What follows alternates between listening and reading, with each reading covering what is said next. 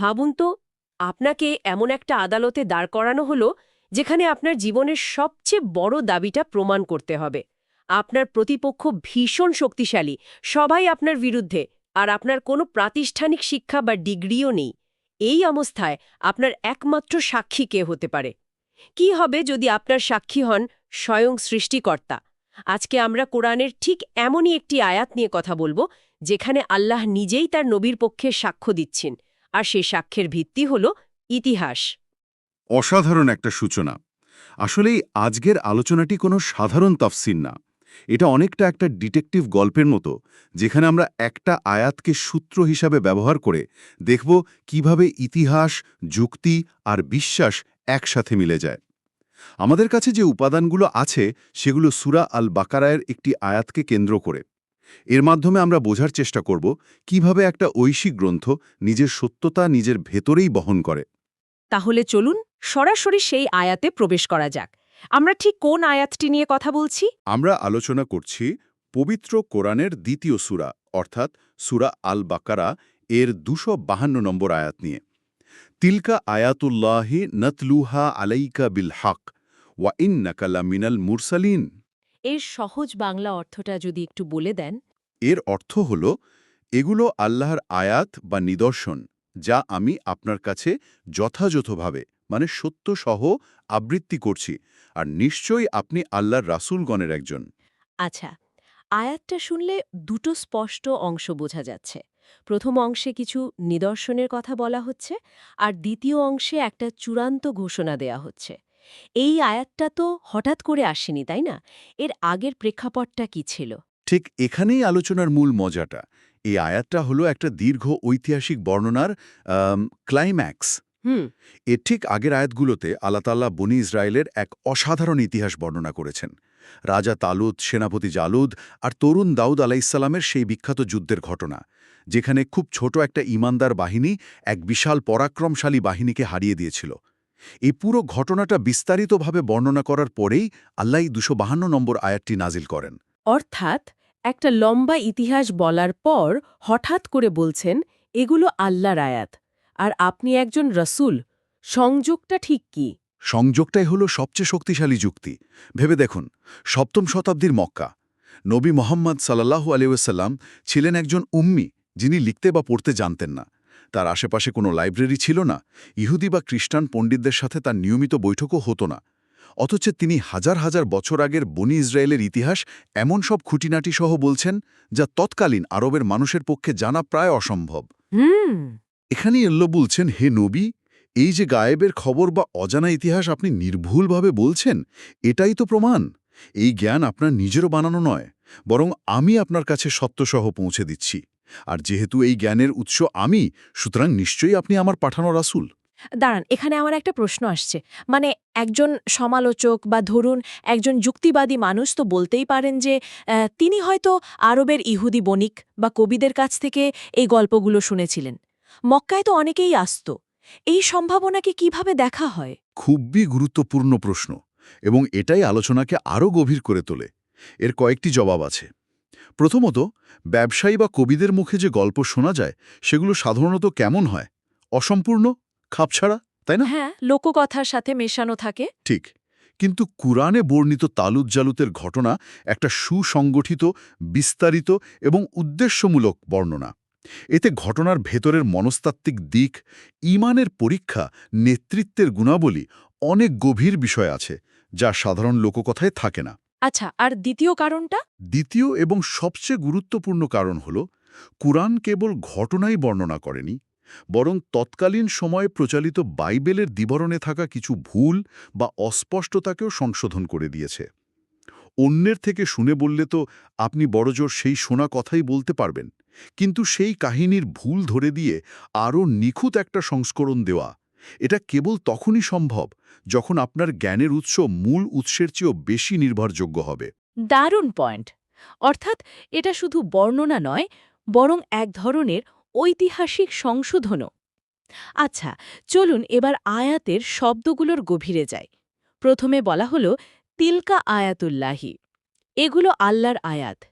এখানে গল্প বা ইতিহাস না বলে আয়াত বা নিদর্শন শব্দটি কেন ব্যবহার করা হলো? চমৎকার পর্যবেক্ষণ। আয়াত শব্দের অর্থ নিছক বাক্য নয়, এর আসল অর্থ হল চিহ্ন বা নিদর্শন, মানে সাইন। আল্লাহ যেন বলছেন, এই ঐতিহাসিক ঘটনাগুলো শুধু পড়ার বা শোনার জন্য নয়। প্রতিটি ঘটনাই এক একটি সাইনবোর্ডের মতো, যা একটা বড় সত্যের দিকে ইঙ্গিত করছে। যেমন তাওলতের ঘটনা একটা নিদর্শন, যা শেখায় যে সংখ্যা নয়, ঈমানই জয়ের মূল। আর এই পুরো বর্ণনাটি একটা বড় নিদর্শন, যা নবী মোহাম্মদ সাল্লাল্লাহু আলাইহি ওয়াসাল্লামের নবুয়াতের সত্যতার দিকেই ইঙ্গিত করছে। তাই আয়াত শব্দটি এখানে অনেক বেশি অর্থবহ। এরপর বলা হয়েছে ওয়ানাতলুহা আলাইকা বিল হক, এর মানে আমি আপনার কাছে সত্য সহ আবৃত্তি করছি। এখানে আল্লাহ নিজেকে বক্তা হিসেবে উপস্থাপন করছেন, আমি আবৃত্তি করছি। এই সরাসরি সম্বোধন বিষয়টিকে কতটা শক্তিশালী করে? এটা আয়াতের অন্যতম সুন্দর একটা দিক।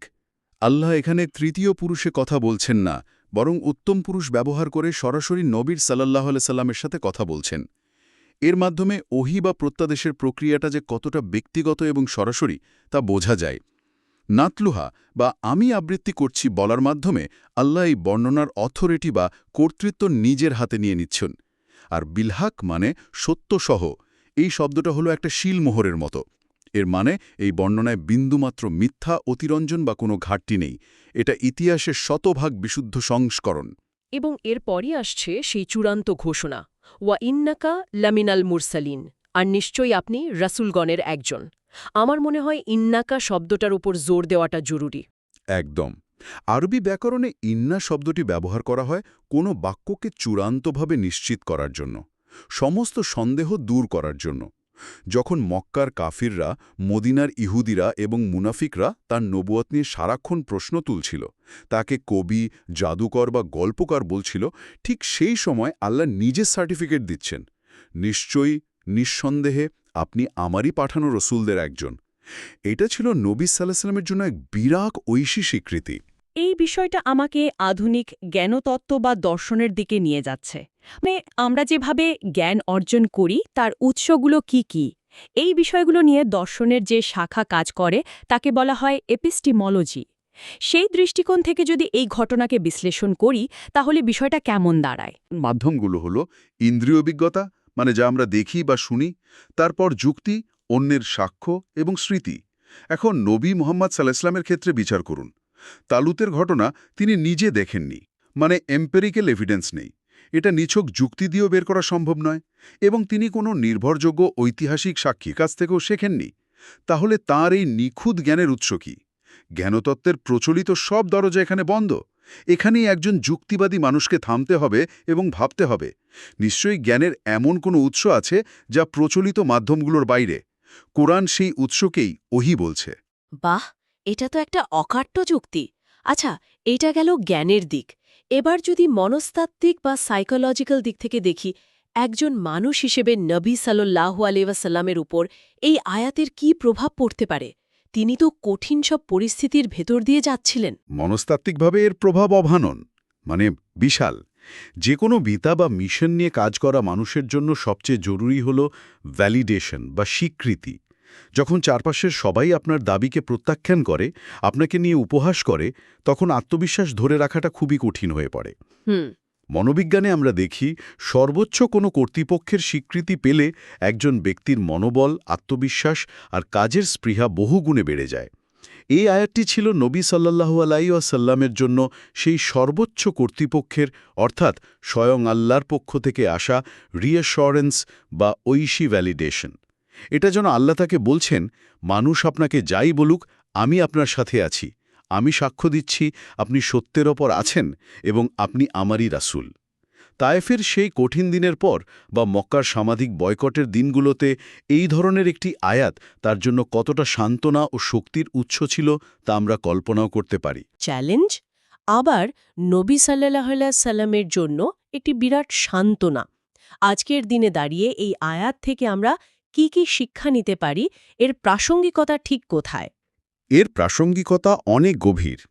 প্রথমত, এটি আমাদের শেখায় যে কুরআন কোনো সাধারণ গল্পের বই নয়। এর প্রতিটি বর্ণনা সত্য এবং উদ্দেশ্যমূলক। ইতিহাসের শিক্ষা কেবল অতীত জানার জন্য নয়, বরং বর্তমানকে আলোকিত করার জন্য।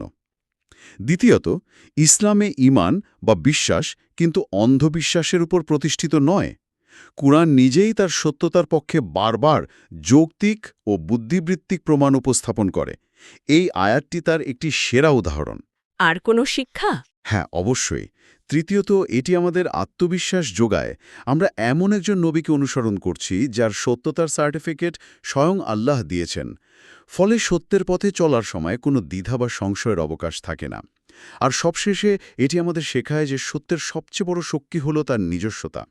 নবী সাল্লাল্লাহু আলাইহি সাল্লামকে অন্য কোনো অলৌকিক কাজ করে এটা প্রমাণ করতে হয়নি, বরং তিনি যে সত্যবাণী পেশ করেছেন সেই বাণীর নির্ভুলতা আর প্রজ্ঞাই তার সবচেয়ে বড় মুজিজা বা অলৌকিক প্রমাণ হিসাবে কাজ করেছে। তাহলে সব মিলিয়ে এই দীর্ঘ আলোচনার সার কথা কি দাঁড়ালো, যদি এক কথায় বলতে হয়? সার কথা হল, এই আয়াতটি একটি ঐশী আদালতের রায়, যেখানে পূর্ববর্তী ইতিহাসকে প্রমাণ হিসেবে পেশ করা হয়েছে। নবী মোহাম্মদ সাল্লাল্লাহু আলাইহি সাল্লামকে অভিযুক্তের কাঠগড়া থেকে উঠিয়ে রাসূল হিসেবে সত্যায়ন করা হয়েছে এবং বিচারক হিসেবে রায় ঘোষণা করেছেন স্বয়ং আল্লাহ রাব্বুল আলামিন। এর মাধ্যমে কোরআন দ্ব্যর্থহীনভাবে ঘোষণা করছে যে এটি হক বা পরম সত্য এবং মোহাম্মদ সাল্লাল্লাহু আলাইহি সাল্লাম আল্লাহর মনোনীত ও সত্যবাদী রাসূল। সত্যি এক অসাধারণ আলোচনা। একটি আয়াতকে কেন্দ্র করে যে ইতিহাস, যুক্তি, দর্শন, মনস্তত্ত্ব আর বিশ্বাসের এতগুলো স্তর উন্মোচন করা সম্ভব তা না ভাবলে বোঝা কঠিন। আমাদের সময়ও প্রায় শেষ হয়ে এসেছে। নিঃসন্দেহে। আর এই আলোচনা শেষে শ্রোতাদের জন্য একটি চিন্তার খোরাক রেখে যেতে চাই। এই আয়াতে আমরা দেখলাম হাজার বছর আগে ঐতিহাসিক সত্যতাকে একটা আধ্যাত্মিক দাবির প্রমাণ বা লিটমাস টেস্ট হিসাবে ব্যবহার করা হয়েছে। আজকের এই একবিংশ শতাব্দীতে, এই তথ্য বিস্ফোরণের যুগে, যেখানে ফেক নিউজ আর অল্টারনেটিভ ফ্যাক্টসের ভিড়ে সত্য মিথ্যার পার্থক্য করাই কঠিন, সেখানে আমরা আমাদের ব্যক্তিগত, ঐতিহাসিক এবং আধ্যাত্মিক সত্যকে যাচাই করার জন্য কোন মানদণ্ড ব্যবহার করি, বিষয়টি আমাদের সবারই ভেবে দেখার মতো।